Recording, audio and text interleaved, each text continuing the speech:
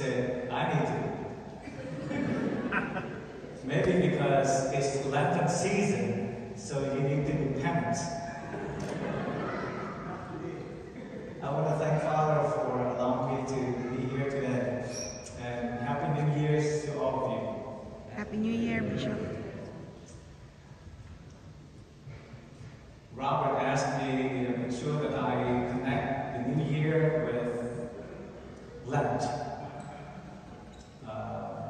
I will try to do my best. And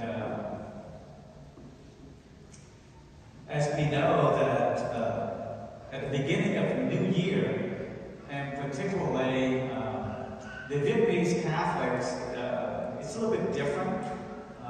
For the Vietnamese Catholic, for example, for the New Year, there are 3 masses on the 1st, 2nd, and 3rd of the New Year. And the first one is you pray for peace. You know, the first day of the New Year, because we have the 3 days of the year, and so we pray for peace, peace in our family, peace for us, and peace for our country. And so that's the first day. That's the concentrations on that. The second day is the day in which you remember those, your grandparents and your parents, those who give birth to you, those who raise you, and for those who have died, and of course we remember them in prayer. We will go visit them at their burial place. The third day is the day in which we pray that God will sanctify the work that we do. That the work that we do throughout the year will be made holy. And so that's how Vietnamese Catholics have those 3 days. But we know that at the beginning of the year,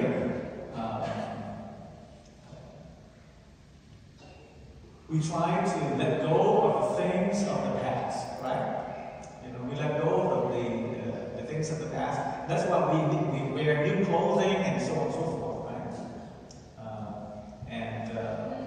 We let go of the old and put on the new. And so as we begin the year, and we wear this red color. We have red. There's a lot of red, and for the children, and you hope that you will get the red envelope, right? and so in the red envelope, you know, I remember when I was a kid in Vietnam. I always looked forward to the New Year because I would go and customarily we have to go and wish our elders, you know, Happy New Year. And of course, the motive for us as children is that we can get the envelope. So we could go to as many as we could, so we can get the envelope. But the red color here, of course, for us as we believe in the Lunar New Year, is the fact that we drive out the demons. And the evil spirit is afraid of noise. You know, that's why we have fireworks, and also of the red color to drive those things out, the evil spirit out. And so, although we are in the season of Lent, which is the purple, but today we wear this color, and for Mass today. And so, as we end the year and we begin a new year, we ask God to bless us in all that we do for the new year, that we will have a better year. We wish each other good health. We wish each other happiness and peace. And in a way, the Lenten season that we begun this last Wednesday reminds us of getting rid of the old self in order that we may be a new person.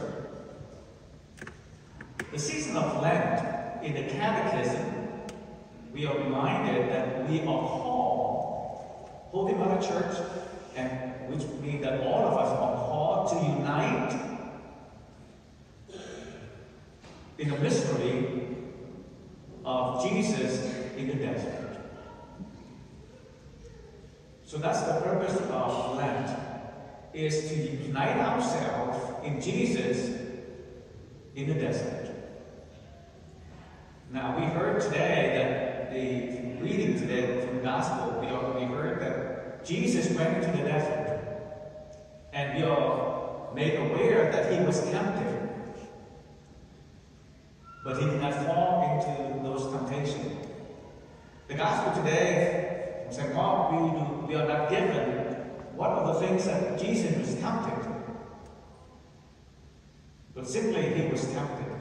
And so for us, for you and for me, during this season of Lent, we are invited to be with Jesus, to enter into the mystery, to unite in the mystery of Jesus in the desert, where you and I will also be able to overcome the temptations of life.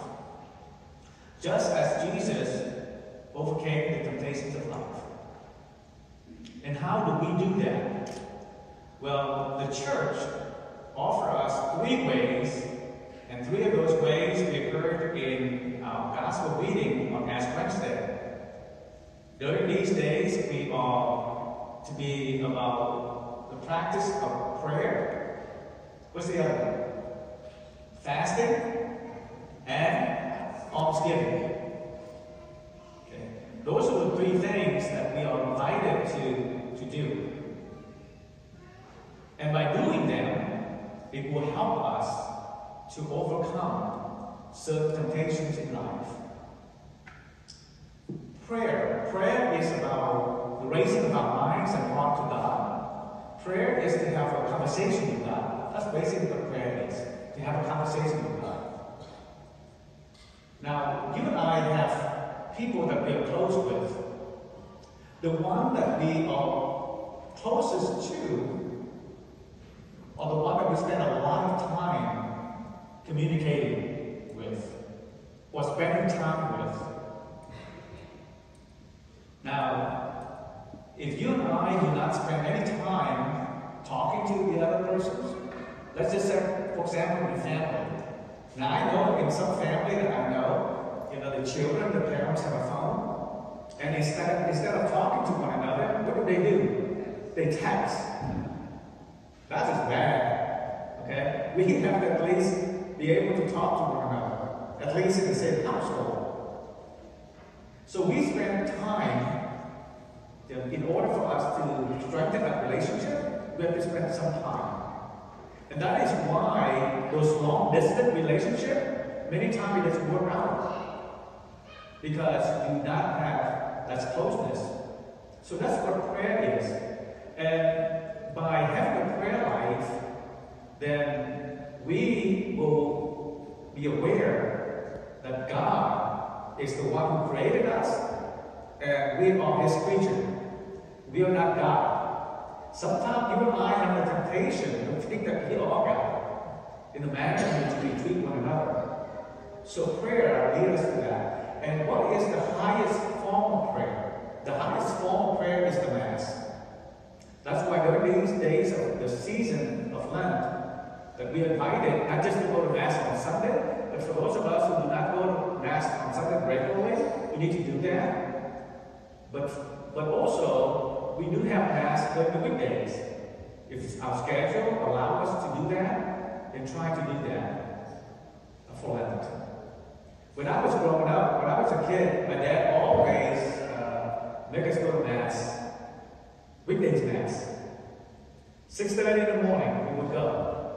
We were the only kids in the church. At 6:30 in the morning, we would go to Mass before we go to school. But that's my family life. And my dad ensured that we pray. In the morning, we go to Mass, so we don't have morning prayer. But at nighttime, we pray. We pray the rosary, we pray the litany of the saints. We pray a lot at night. And but that was something that we have to do. So prayer helps us to know that God is the one who is in charge. not us. The second thing is fasting. Fasting is not so that, sometimes people use this time to fast so that we can lose weight and all that kind of stuff. Okay? Fasting is not about so that we can be hungry with food, but that we can be hungry for Christ. You see, that's the whole symbolism. That's why on Ash Wednesday, we were supposed to fast. Now, what's the age of fasting? What age? At what age you have to fast? 18 to what? 65. To your age? Fasting is from 18 to not yet 59. Why not yet 59? That's the way for them to do it. So I am 58, so I have one more year. Next year. Yeah. But not yet 59. So once I get 59, no more fasting. Now, we may say, that's weird, isn't it? Because the reason for that low age is because in some part of the world, 59, people don't live that long. And also, by that time, they are not as healthy as we are. So in this country, we have to raise the age, we have to raise it like 70 or something, right? Yeah. Just like Social Security, every year they got to raise it up, right? So we have to raise it. But fasting is from, the catalog is 18 to not yet 59, okay? Don't say 59. Because then I'll be included, not included, but anyway. So we have to fast. Now, abstain from eating meat. What age? 14 to until you drop dead. Until you die, okay? Alright. That's not eating meat. Now, I know some people say, well, you know what? I don't eat meat, I don't eat lobster. Yeah. But that's not the spirit, is it? The spirit is for us to feel the hunger, to give up something, right? So that's why we do it. And we do it so that we can be more hungry for Christ. Now, I know that during these days of Lent, sometimes we give up things like chocolate, coffee, soft drink, snacks, and stuff like that, right? Yeah. Well, let me tell you, eat all the candies you want, okay? Drink all this soft drink you want, eat all the snacks you want, okay? There are more important things to give up. Okay, let me just tell you.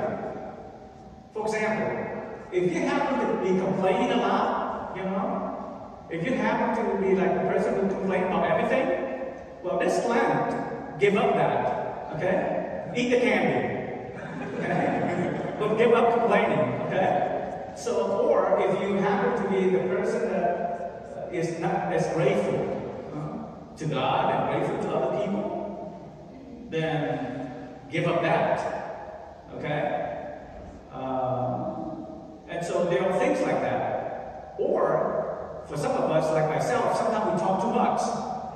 Yeah. Maybe we have to talk less than that. You see? Listen to more. Right? For others of us, maybe we are not as sensitive, as not helpful. At home, for example. Do that. Eat your candies. Eat your snacks, okay? But change those things, because those are the things that ultimately will help us spiritually. So fasting is so that, what fasting does is that it takes all the pleasure, right? Fasting is about letting go of the things that pleases us, right? And whatever that may be. Sometimes for some of us, electronic, or the stuff that we view on the internet, or whatever it is, any addiction that we may have, that's what we need to fast from. Fasting helps us to overcome the things that pleases us. So we have to fast on those things so that we can please God. And lastly is almsgiving. Almsgiving is about caring for those who are less fortunate than ourselves. Now you and I come from a third world country. We come over to this country because of our government back home. It's not good. Okay? I came to this country because the communists took over the country of Vietnam. That's why I came over. My dad was in concentration camp he was sentenced to 18 years in concentration camp by the communists. But thankfully, my dad escaped after 3 years. My dad is hard-headed. He had hard-headed. But you know what though? Thank God that he had hard-headed because if he didn't, he would still he probably die in prison. And I would be here. So we came from that culture, that world. We are very blessed over here. In many ways. And so we have to also remember those who are less fortunate than ourselves. Maybe perhaps, you can put a little box in your house, so every time you leave home, you put something in it, so that at the end of Lent, you have something to offer. When I was in the last parish I was at, I had one of my students, we had a school, and the student was only in 6th grade.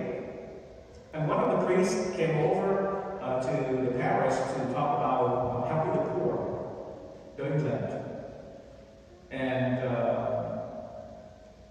she went home and she said, and the priest said that if he were to collect $3,000, he could actually build a house for a family in South America.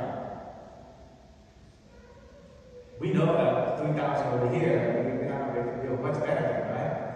But in South America, they could build a house. And so she went home and she told her mom, her dad, and her sibling that we are going to raise $3,000 to build a house for a family. And so she was very creative. She made the bow for the girl to tie their hairs and all that. And she put it online and all that. And it's like $20 a piece or something like that. She raised over $10,000. A 6th grader did that. And so for us, maybe we can be a little bit mindful this time of year. I know that sometimes, where I drive, there are certain areas where I drive every day. There's always somebody who's standing in the corner, asking for something. Asking for help. Maybe perhaps, I know that, I always try to do it. I know that some people say, well, you give them money and then they do whatever it is. For me, that's their problem. I just give whatever I could. And so maybe perhaps, you put something in your car. Maybe you bump into people that we talk to do this as a gesture during these days. So, as you can see, at the end of the year, we get rid of the old, we begin the new year. Likewise, in our Catholic faith, the season of Lent invites us to get rid of the old self and put on a new self.